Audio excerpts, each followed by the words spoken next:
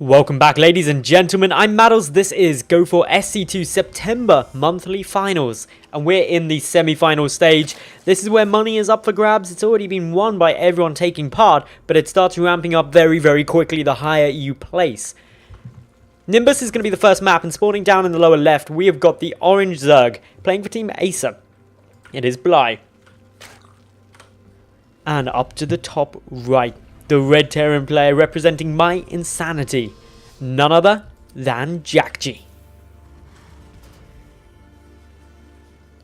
So, this is going to be a heck of a fun game. I'm excited to see what both of these two are going to be able to throw out, what they're going to be able to do. jjakji is playing from Korea.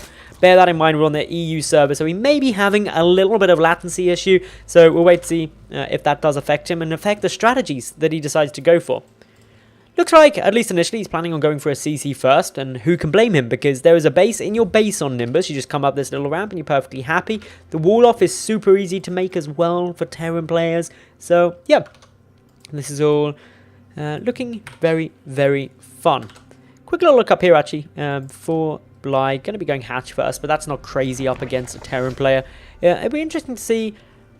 Oh, actually, it won't be, because he doesn't know. He's not going to know for a heck of a long time that jjakji's gone CC first, which is another reason why it's really safe to do this on a map like Nimbus, because your Zerg opponent would just have to blindly try and counter a CC first, because they're never going to scout it in time. It's too big, and if you blindly try and counter a CC first, it's likely that they have just gone for a barracks first, and then you're not going to have any problems. So it's going to be a little bit of a problem. So, in terms of game, in terms of stuff that's coming down here, nothing too crazy, nothing insane as of yet. I just realized I forgot to update my stream title, and I didn't tweet about this. The game actually started very suddenly, so I better update that quickly. There we go, and try and send out some tweets. Next game will be at MYI jjakji versus at Acer Bly. Quickly put up my Twitch stream. There we go. Okay, did I miss anything exciting while that was happening? No, I don't think I did. Barracks coming on down. It was CC first, hatch first. No gas yet from Bly, however. So yeah, a little bit interesting there. By the way, notice some people saying about lag. It's not my side. I'm really not sure what actually caused that, to be honest, because I've just quickly brought up my task manager and I don't have any resourcing problems there, so it's not frame lag on my side, or encoder lag, so probably just a little bit of twitch. Anyway, taking a look here, we do have the SCV coming to scout. Doesn't say anything too crazy, just a couple of Zerglings, which, to be fair, from the SCV's point of view, it probably is quite crazy having those running towards you. But from jjakji's point of view, this is an acceptable sacrifice to the swarm, just to get a little bit of information. jjakji playing this, wow, okay, third CC coming down. jjakji is playing this so boldly. Like, so boldly. The Overlord may actually get a good scout of it, though. Should be able to see it fairly easily, just due to its positioning. And then it'll be interesting to see what Bly's response to it is. I really hope Bly keeps going far enough to said he should do now. Yeah, there we go. So he grabs that third CC. I'm surprised jjakji actually built it here, because it is a very easy place to spot. It does mean that he can't be seen from the ramp, but even just somewhere like over here would make it a lot harder to peek at.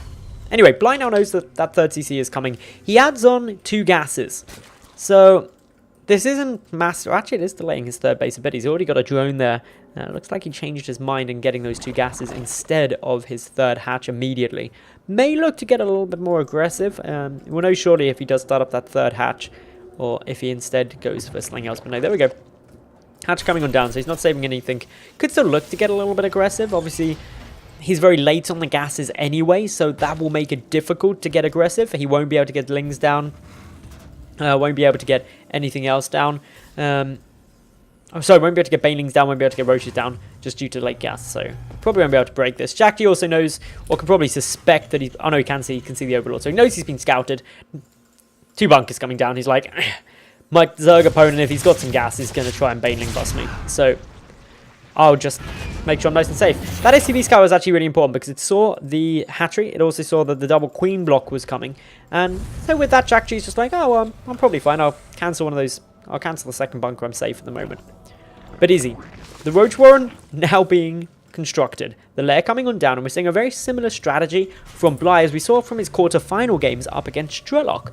He's going for that Roach Warren quite late, but the addition of the Zergling speed does mix things up a little. The scan comes down, but it doesn't see the Roach Warren. So basically from jjakji's perspective at the moment, he's not seeing anything unusual.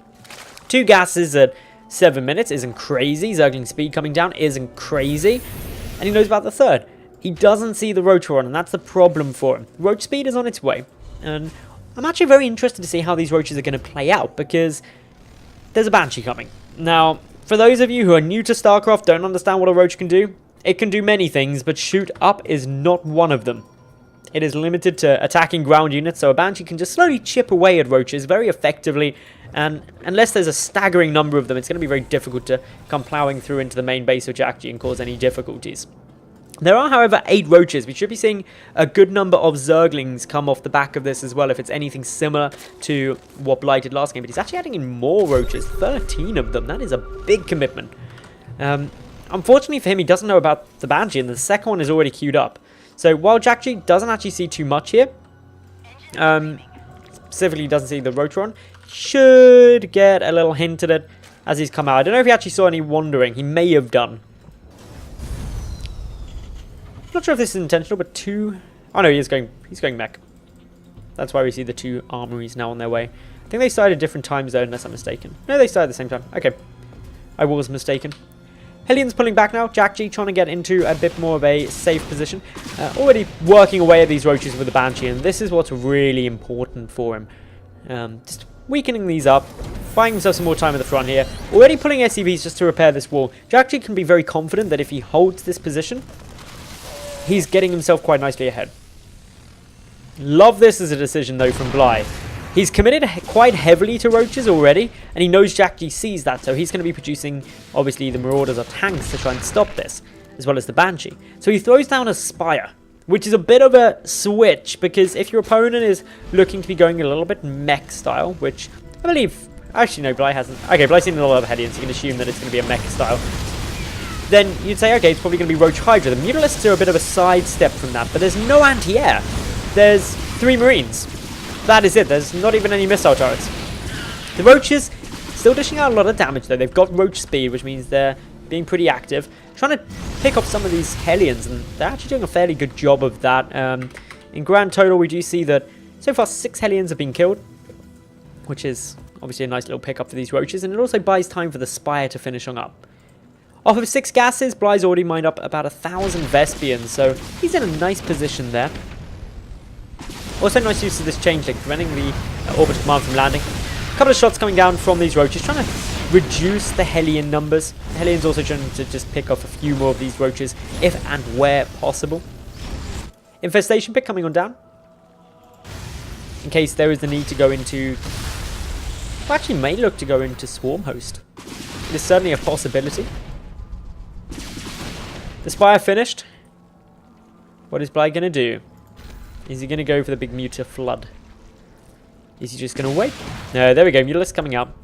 The Banshee going to have a bit of a bad time. They have Cloak, however, and for Bly, he's only got 1 Overseer, and it's at the 3rd base of his opponent. But does see now that Cloak is there, so he starts up the Overseers. The Overseers in a V formation. That is awesome. I don't know if it's intentional, but it is fantastic. With the Overseer at the front, I almost want to screenshot this as something that, like, is just awesome.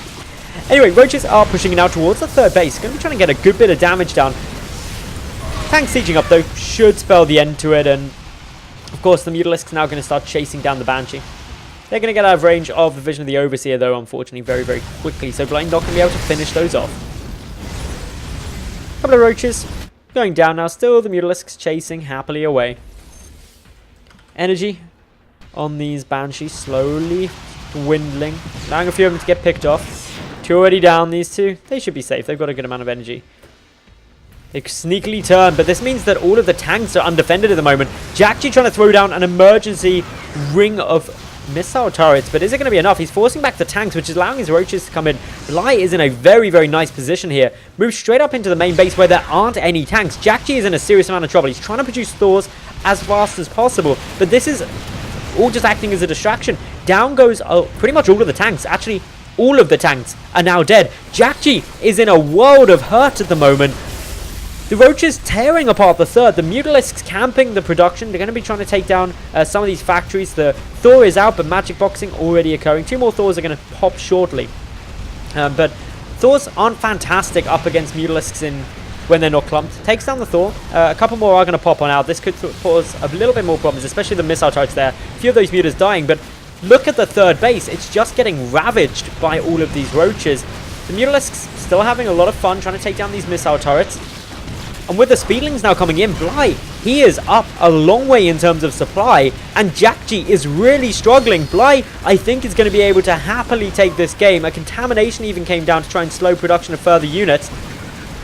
The Mutalisks are getting shot at by a missile turret, but the production facilities are the primary goal here. Taking down some of these factories would be a big loss. Are they going to be able to stand? It looks like yes, they will. Getting repaired. Oh, no, it doesn't. It just gets sniped down. That was actually a really good pick-off. There was a couple of SCVs repairing that up. But all in all, 43 SCVs have already been killed. More units flooding across the map now for the Acer Zerg. And jjakji is in a world of trouble. Speedlings now harassing everywhere. There just isn't really anything to deal with them. There's a couple of Hellbats, but the Thors, they're taking a lot of fire. The SCVs trying to repair them up, but this means more SCVs are getting picked off. 56 have now been killed. With the repairs, these Mutalisks aren't endlessly going to be able to keep fighting up against the Thor. They're slowly dwindling in number. But still, the damage has most certainly been done. The natural base has just been stripped of all the SCVs. 18 SCVs to 87 drones. If jjakji is able to turn this game around, it would be a miracle. It would be an absolute miracle. It'd be like having a 30-degree heat wave in England at Christmas. In come the Roaches. They're pushing forward. The tanks are on siege. One of them goes down already. That's actually a good pick-off. More of these Hellbats getting sniped. Of course, we've got one lone Mutalisk trying to be a bit of a hero. Not doing too much. Behind this, Maulings coming out. The Greater Spire coming out from Bly as well. While he keeps engaging, he's trying to focus down these Thors. He's doing a good job. Only one tank shelling away at the Roaches, which isn't really that threatening. It's going to get focused down quickly and efficiently. The Banshee in the sky, she's going to be able to continue to work through these Roaches, but jjakji's supply is down at 46 to 166 of Bly. He's having to abandon his third base. He's trying to frantically get more income, but with Speedlings flooding through into both the main and the natural, more SCVs are going to die. jjakji really is on the last little string of life right now. And it's not going to work. GG, and Bly takes this game in just a beautiful continued aggressive push with those Mutalisks, catching jjakji completely off guard without the anti-air, and he's going to be victorious in this first map.